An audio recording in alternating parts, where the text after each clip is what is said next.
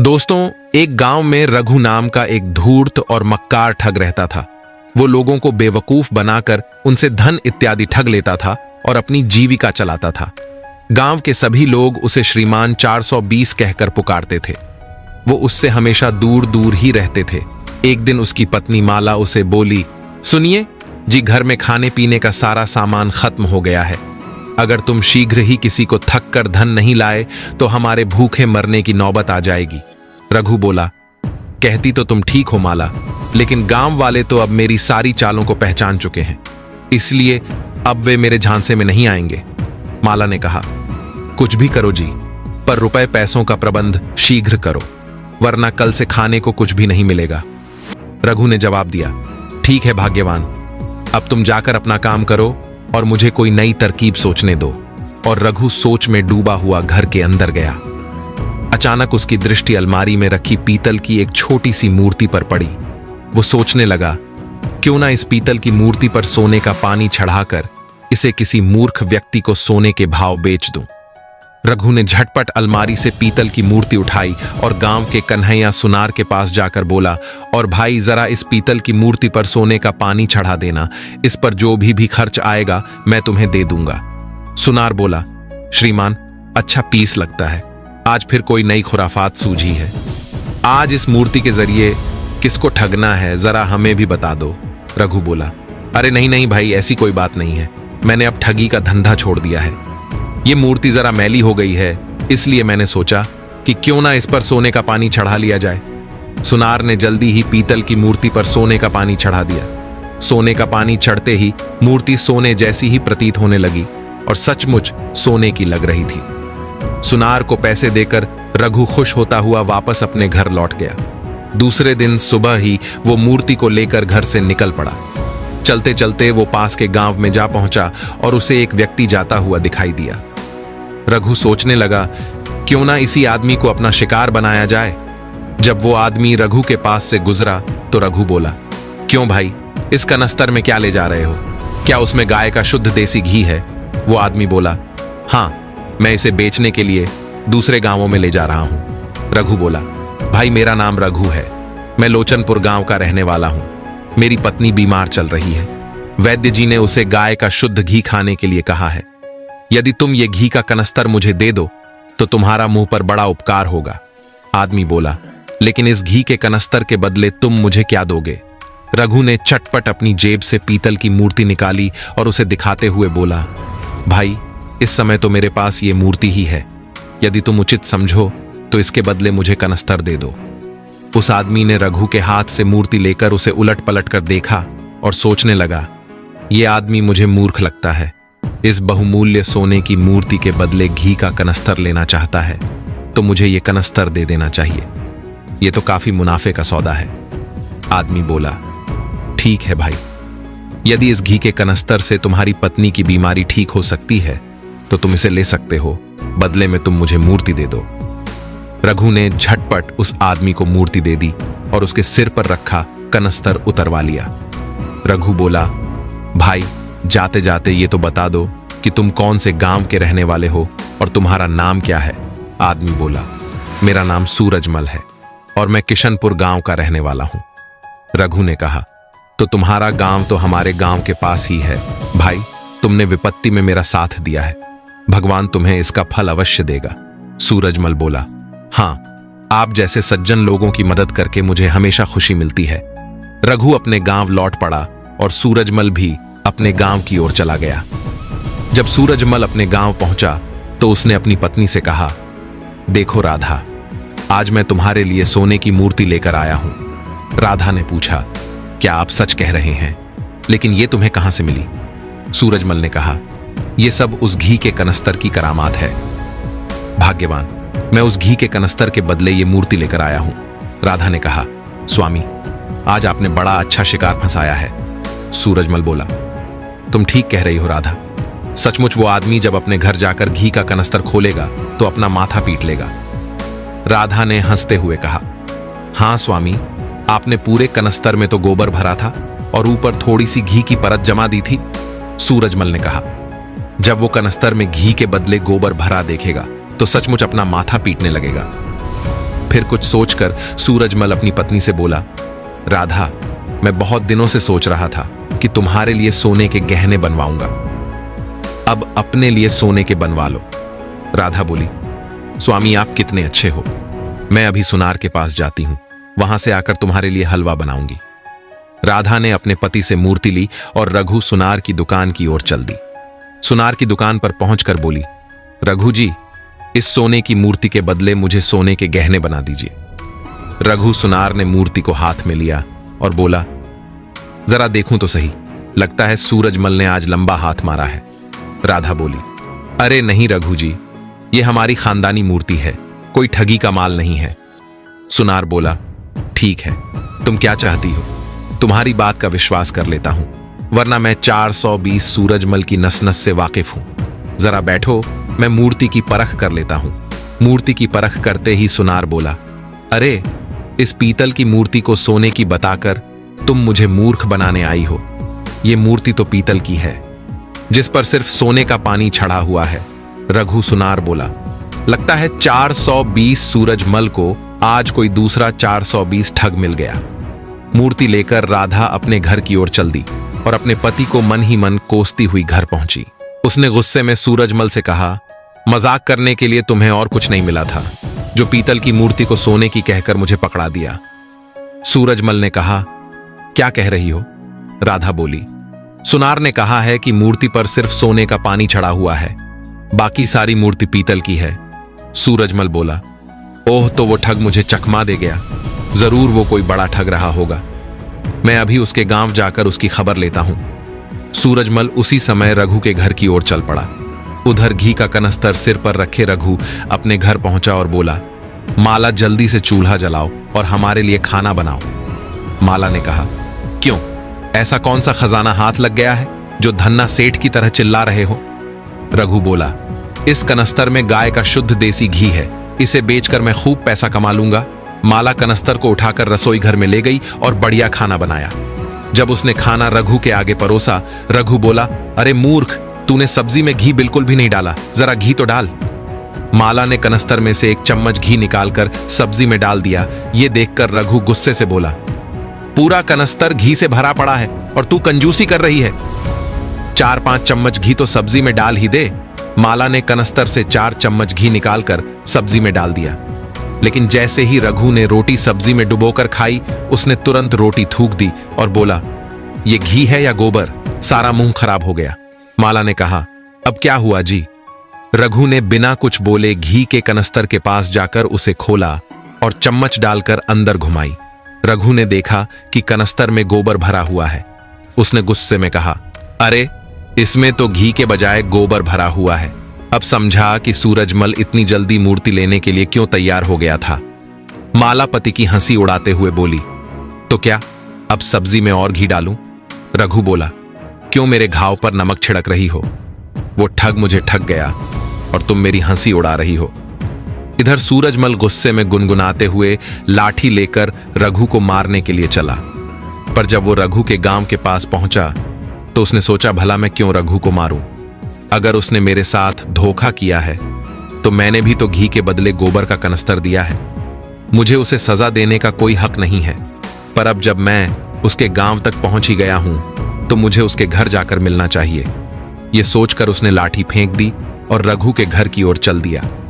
जब वो रघु के घर के पास पहुंचा तो रघु उसे आता देख बोला, अरे माला, ये तो वही आदमी है जिसने मुझे घी के बदले गोबर का कनस्तर दिया था, लेकिन ये इधर क्यों आ रहा है? माला बोली, पास आने दो, फिर पूछते हैं। जब सूरजमल रघु और माला के पास पहुंचा तो रघु बोला, अरे सूरजमल, तुम इधर कैसे? सूरजमल बोला, कल जो तुमने मुझे सोने की मूर्ति दी थी उसी के लिए तो धन्यवाद देने आया हूं और तुम्हारी पत्नी की तबीयत के बारे में पूछने आया हूं।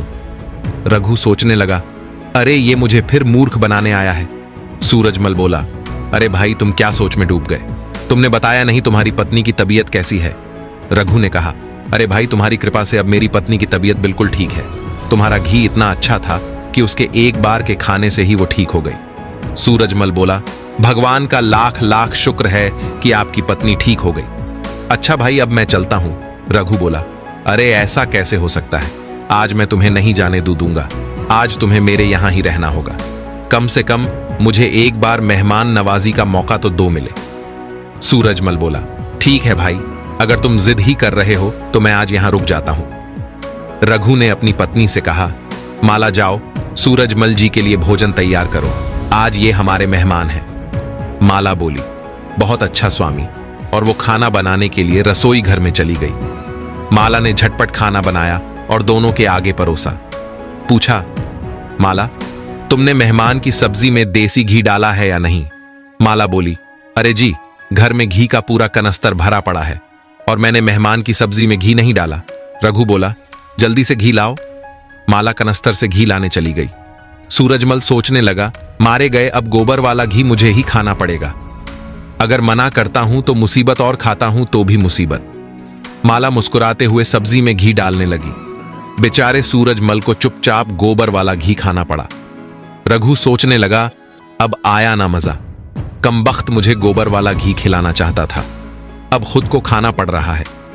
सूरजमल रात को रघु के घर ही रुका और सुबह होते ही बोला, अब मुझे अपने गांव वापस चलना चाहिए। रघु बोला, अरे नहीं, भला ऐसे कैसे हो सकता है? सुबह सुबह आपको भूखा कैसे भेज सकता हूं? पहले खाना बन जाता है, आप खाना खाकर ही जाना। सूरजमल बोला, ठीक है भाई, जैसा तुम उचित समझो। उस दिन भी सूरजमल को गोबर मिला हुआ घी खिलाया गया। सूरजमल सोचने लगा, इन लोगों ने गोबर खिलाकर मेरा सारा जायका खराब कर दिया। कोई बात नहीं, समय आने पर इसका बदला जरूर लूंगा। खाना खाने के बाद जब सूरजमल ने रघु से विदा मांगी तो रघु बोला, भाई, आतिथ्य में कुछ कमी रह गई हो तो क्षमा कर देना। जो कुछ मेरे घर में था तुम्हें वहीं खिलाया। सूरजमल बोला, नहीं भाई, ऐसी बात ना कहो, तुम्हारे आतिथ्य से मेरा मन प्रसन्न हो गया है। कभी मौका मिले तो तुम भी मेरे घर आना। सूरजमल की बात सुनकर रघु झट से बोला, नेक काम में देरी कैसी भैया, मैं कल सुबह ही तुम्हारे घर आकर तुम्हारा आतिथ्य स्वीकार करता हूं। सूरजमल ऊपर से कुछ नहीं बोला, पर मन ही मन रघु को कोसने लगा। कमबख्त ये तो तुरंत ही तैयार हो गया। खैर, कोई बात नहीं, जब ये मेरे घर आएगा तो इसे ऐसा सबक सिखाऊंगा कि जीवन भर याद रखेगा। सूरजमल ने रघु से विदा ली और अपने घर पहुंचा। उसकी पत्नी राधा ने पूछा, क्यों जी, रघु की ऐसी तैसी कराए? सूरजमल बोला, अरे कहां, वे तो वहां भी चालाक निकले और अब कल वे हमारे घर भी आ रहे हैं। सूरजमल ने अपनी पत्नी को सारी बात बता दी। सब कुछ सुनकर राधा चिंतित हो उठी और बोली, अब क्या होगा जी, वो तो हमारे घर आ रहा है, उससे कैसे निपटेंगे? सूरजमल बोला, घबराने की कोई बात नहीं है राधा, मैं कुछ ना कुछ उपाय सोचता हूं जिससे उसे मजा चखाया जा सके। सूरजमल सोचने लगा और अंत में उसने रघु से छुटकारा पाने की एक युक्ति खोज निकाली। सूरजमल ने कहा, सुनो राधा, मैं कल रघु के आने से पहले ही घर से निकल जाऊंगा और ठीक खाने के समय ही घर वापस आऊंगा। जब वे आए तो तुम कहना कि हमने खाना खा लिया है। अगर वे कहे कि मेरे लिए दोबारा खाना बना दो तो तुम कहना कि मैं अपने पति की आज्ञा के बिना कुछ नहीं कर सकती। उनसे शराफत से पेश आना, पर खाने को कुछ ना देना। भूखा प्यासा वे मेरी प्रतीक्षा में बैठे रहेंगे और भूखा ही वापस चले जाएंगे। इस तरह उससे हमारा पीछा छूट जाएगा। राधा बोली, वाह, क्या योजना बनाई है, मान गए आपके दिमाग को। दूसरे दिन सूरजमल रघु के घर आने से पहले ही अपने घर से चला गया। उसके जाने के बाद जब रघु सूरजमल के घर पहुंचा तो उसकी पत्नी राधा ने दरवाजा खोला और पूछा, कहिए क्या बात है, कौन है आप? रघु ने कहा, मैं लोचनपुर से आया हूं। सूरजमल जी ने मुझे दोपहर के भोजन के लिए बुलाया है। राधा बोली, लेकिन आपके मित्र तो घर में नहीं है और ना ही उन्होंने मुझे बताया कि आप आने वाले हैं। फिर भी आप अंदर आकर बैठिए, वे आते ही होंगे। रघु बोला, ठीक है, मैं अंदर बैठकर उनकी प्रतीक्षा कर लेता हूं। राधा रघु को घर के अंदर ले आई और बोली, मुझे खेद है भाई साहब, आपके मित्र यहां नहीं हैं। अगर वे यहां होते तो आपके लिए एक मुर्गा अवश्य कटवाते। रघु ने कहा, आप चिंता ना कीजिए, अगर सूरजमल जी बाहर गए हैं तो मैं हूं ना, मैं खुद ही अपने लिए मुर्गा काट लेता हूं। उसकी बात सुनकर राधा घबरा गई और बोली, नहीं नहीं, ऐसा मत करना, मेरे पति बहुत गुस्सैल स्वभाव के हैं, मैं उनकी मर्जी के खिलाफ कोई भी काम नहीं कर सकती। अगर आपने मुर्गा मार दिया तो वह मुझ पर बहुत नाराज होंगे। राधा की बातों का रघु पर कोई असर नहीं हुआ। वह बोला, आप घबराओ मत, मैं अभी आपको मुर्गा मार कर देता हूं, आप जाकर चूल्हा जलाइए। सूरजमल को समझा दूंगा और वो आपसे नाराज नहीं होंगे। इतना कहकर रघु ने आंगन में घूम रहे एक तंदुरुस्त मुर्गे को पकड़ लिया और तुरंत मार डाला। रघु बोला, लो जी, मेरे लिए मुर्गा बना दो और चिंता मत करो, मैं सूरजमल जी को समझा दूंगा। राधा ने कहा, ठीक है, जब आपने मुर्गा मार ही दिया है तो बनाना ही पड़ेगा। वो मुर्गा लेकर रसोई में चली गई। इसके बाद कई घंटे बीत गए। दोपहर हो आई पर राधा मुर्गा बनाकर नहीं लाई। रघु समझ गया कि सूरजमल जानबूझकर घर से गायब हुआ है, लेकिन रघु भी हठी था और वहीं बैठा रहा। जब शाम होने को आई तो सूरजमल अपने घर पहुंचा। उसने रघु को वहां देखा और सोचने लगा, अरे ये कमबख्त तो अभी भी यहां जमा हुआ है, अब इसे भोजन कराना ही पड़ेगा। फिर कुछ सोचकर सूरजमल बोला, अरे मित्र, तुम कब आए? मैं तो बस अभी अभी ही आया हूं। माफ करना मित्र, एक आवश्यक कार्य से अचानक ही दूसरे गांव जाना पड़ गया और जल्दबाजी में मैं अपनी पत्नी को भी तुम्हारे आने के बारे में नहीं बता सका। रघु बोला, कोई बात नहीं मित्र, ये सब तो चलता रहता है।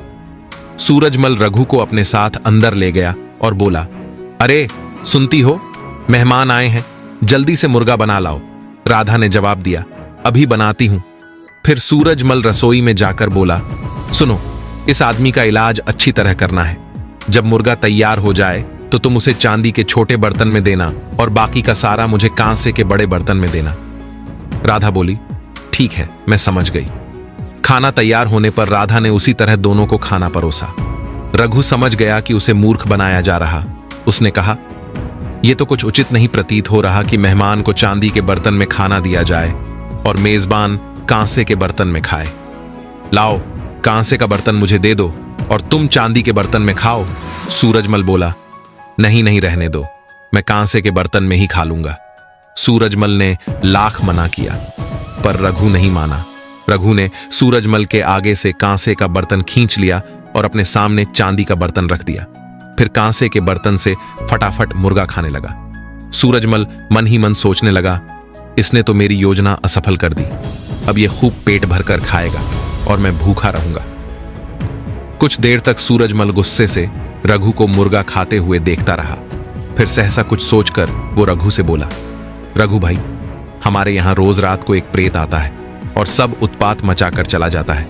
रघु बोला, अच्छा, और अपनी ही धुन में खाना खाता रहा। तब सूरजमल ने अपनी पत्नी को दीपक बुझाने का इशारा किया। राधा ने तुरंत दीपक बुझा दिया। सूरजमल बोला, अरे ये क्या हुआ दीपक, कैसे बुझ गया? लगता है ये सब उसी दुष्ट प्रेत का काम है। सूरजमल ने यह कहते हुए रघु के आगे रखा कांसे का बर्तन उठाने की कोशिश की, लेकिन रघु तुरंत भांप गया और फौरन सूरजमल का हाथ थाम लिया।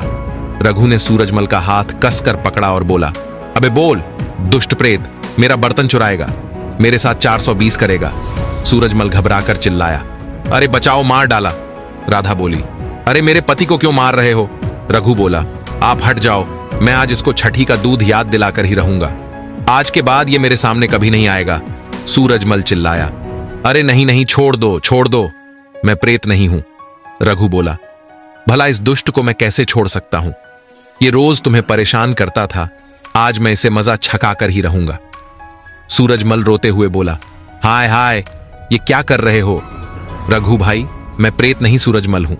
जब कोई चारा ना बचा तो राधा ने झटपट दीपक फिर से जला दिया और बोली, देखो भाई, ये तो तुम्हारा हाथ थाम रखा है, प्रेत वेत कुछ नहीं था। ये सब तुम्हें झांसा देने के लिए हमने नाटक रचा था, लेकिन हम खुद ही अपने नाटक में फंस कर पिट गए। रघु खिलखिलाकर हंसता हुआ बोला, देख लो भाई, चालाक आदमी के साथ चालाकी करने में कितनी मुसीबत आती है। सूरजमल बोला, तुम ठीक कह रहे हो भाई, अगर मैं शेर हूं तो तुम सवा शेर हो, इसलिए मैं तुमसे टकराकर हार गया, तुम जीते मैं हारा।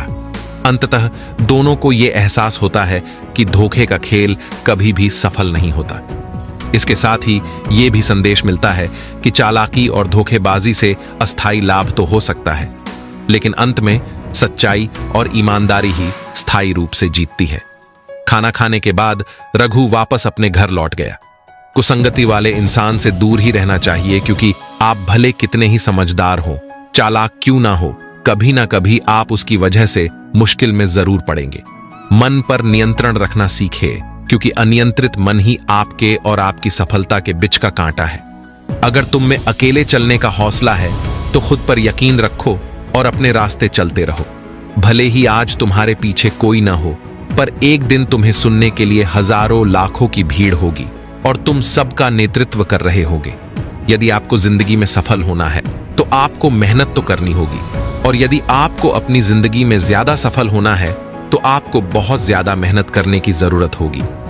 अगर आप मेहनत को अपनी आदत बना लेते हैं तो जीवन में आपको सफल होने से कोई रोक नहीं सकता।